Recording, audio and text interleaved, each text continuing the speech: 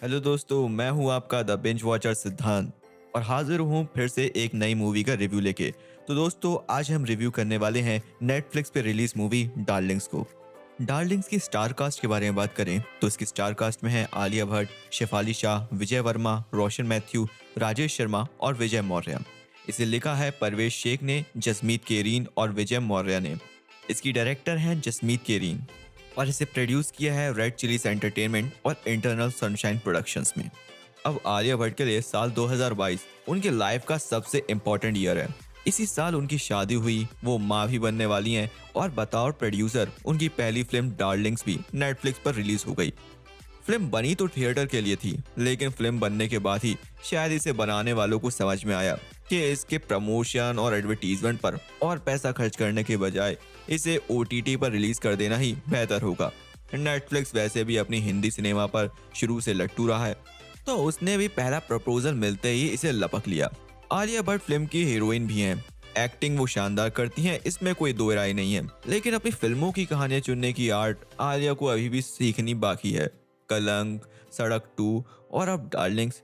हाँ, बीच में गंगूबाई काठियावाड़ी और आरआरआर भी वो कर चुकी हैं, लेकिन अभी भी उन्हें अपनी कहानी चुनने की कला सीखनी चाहिए। फिल्मों की कामयाबी के मामले में वो अपने पति रणबीर कपूर से आगे चलती रही। आलिया को यूं लगता है कि अब उनसे ही कंपटीशन है। रणबीर ने 4 साल बाद शमशेरा दी और आलिया ने भी आखिर उनकी बराबरी कर ही ली।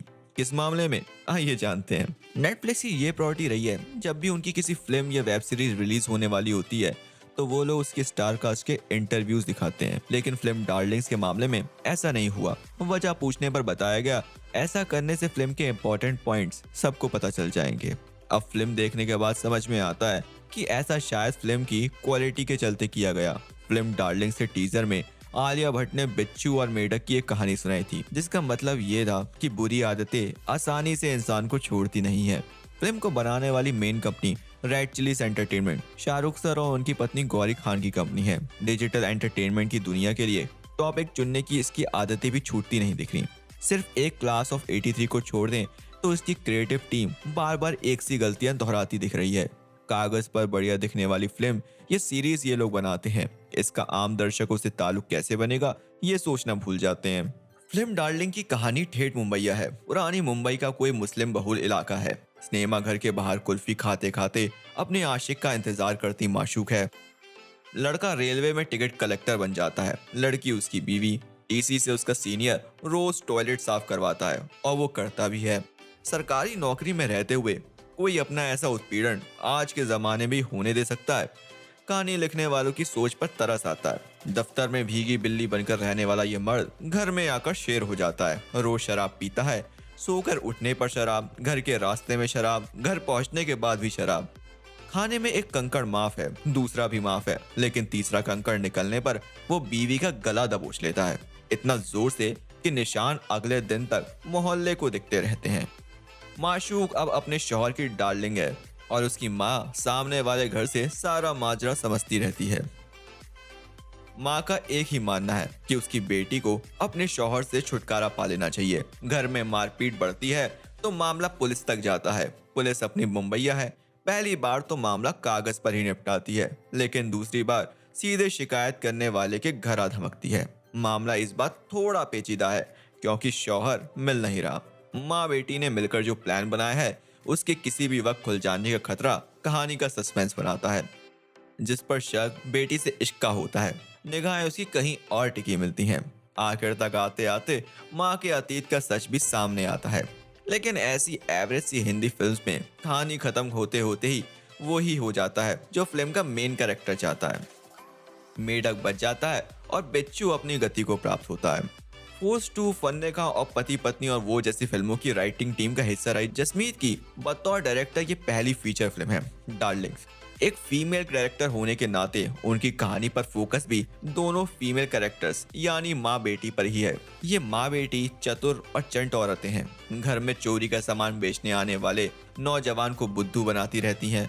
कहानी का तख्ता पलट भी ये दोनों ही करती हैं। बेटी को मारते रहने वाले दामाद को सबक सिखाने के प्लान में शामिल हुई माँ अपने चाहने वालों को भी इसमें घसीट लाती है। शॉर्ट फिल्म के हिसाब से कहानी फिट है। फीचर फिल्म के हिसाब से ये अपने पत्ते खुल जाने के बाद बोर करने लगती है। जसमीत कोशिश पूरी करती हैं कि फिल्म पटरी पर बनी रहे, लेकिन रेल की पटरी तक आते आते स्क्रिप्ट हिम्मत हार जाती है। जसमीत के डायरेक्शन में किसी तरह की ऐसी फ्रेशनेस भी नहीं है कि व्यूअर्स टकटकी बांधकर एक ही सिटिंग में पूरी फिल्म दिख जाए। फिल्म डार्लिंग्स के सारे एक्टर्स ने इसमें लाजवाब एक्टिंग की है। आलिया भट्ट ने एक बार फिर साबित किया है कि एक्टिंग में उनकी टक्कर की एक्ट्रेस मौजूदा दौर के हिंदी सिनेमा में ज्यादा नहीं है। वो कैरेक्टर को जीने वाली एक्टर है। बदरुन्निसा जैसे आलिया की अदाकारी पाकर जी उठी है। आलिया की भी अपनी पहचान इसलिए बनी है क्योंकि वो बीते 10 साल में फिल्म द फिल्म अपने कैरेक्टर्स के साथ एक्सपेरिमेंट करती आ रही हैं। लेकिन किरदार पर रीछने वाली आलिया को कहानी के पेज समझने अभी बाकी है। शेफाली शाह का असल अभिनय ओटीटी के जमाने में ही देखने को मिल रहा है। थ्रिली क्राइम और जलसा के बाद वो फिर एक बार अपनी काबिलियत के हिसाब से किरदार पाने में सफल रही। इसे निभाया भी उन्होंने पूरे शातिराना अंदाज में है। विजय वर्मा जरूर इस बार चूक गए हैं। आलिया का हीरो बनने के चक्कर में वो एक ऐसे किरदार के लिए हाँ कर बैठे जिसके पास ज्यादा कुछ करने को नहीं है। उनसे बेहतर मौका फिल्म में रोशन मैथ्यू को मिला है। अलबत्ता राजेश शर्मा के लिए कसाई का किरदार करना जरूर चुनौती भरा रहा होगा। मुंबई में रची बसी कहानियां हिंदी सिनेमा में खूब देखी गई हैं। इस शहर से हिंदी सिनेमा के ऑडियंस को लगाव भी काफी रहा है। लेकिन ठेठ भाई खला या धारावाही वाली बोली हिंदी सिनेमा के लिए गली बॉय जैसी गिनती की फिल्मों में ही दिखी है। ग्लोबलाइजेशन के दौर से आगे निकल आई दुनिया में कोई कहानी इतने सीमित इलाके में ही घूमती रहे तो अपना असर छोड़ नहीं पाती है। फिल्म की बोली, इसके डायलॉग, इसका स्क्रीन प्ले ही इसकी कमजोर कड़ियां हैं। अनिल मेहता की सिनेमेटोग्राफी फिल्म के क्लेवर के हिसाब से दुरुस्त है, लेकिन नितिन बैद को इसकी लंबाई डिजिटल फिल्म के हिसाब से 90 मिनट के आसपास ही कर देनी चाहिए थी। फिल्म का संगीत गुलजार साहब, विशाल भारद्वाज और मेलोडी ने मिलकर बनाया है और तीनों का तिलिस्म पूरी तरह बेअसर है। आर्या के नाम पर फिल्म देखनी हो तो देख सकते हैं, लेकिन डार्लिंग्स के साथ बैठकर इसे देखने लायक इसमें आनंद है नहीं। तो मेरे हिसाब से इस फिल्म की रेटिंग है 5 में से 2.5। दोस्तों, आपको कैसा लगा ये रिव्यू कमेंट करके बताएं। अच्छा लगा हो तो लाइक करें और दोस्तों के साथ शेयर करें। और हाँ, हमारे चैनल को सब्सक्राइब करना ना भूलें। काफ़ी कम सब्सक्राइबर्स हैं, इसलिए आपसे रिक्वेस्ट कर रहा हूँ।